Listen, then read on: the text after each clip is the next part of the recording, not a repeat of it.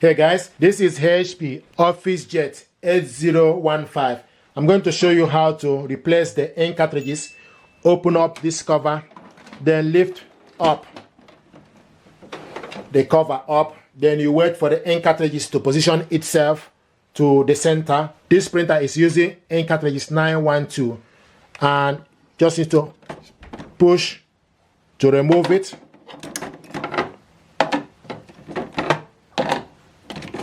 So this is how to remove the ink cartridges. And if you want to put the ink cartridges back, you take black, push it down, you will hear a click sound, then followed by yellow. Take the yellow, push it down, followed by cyan,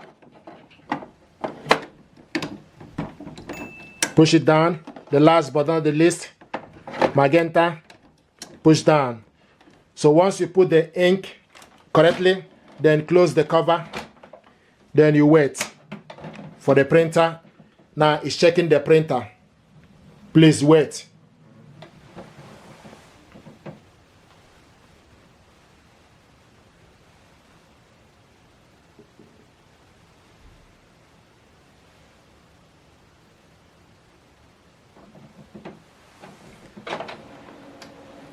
And it's now ready.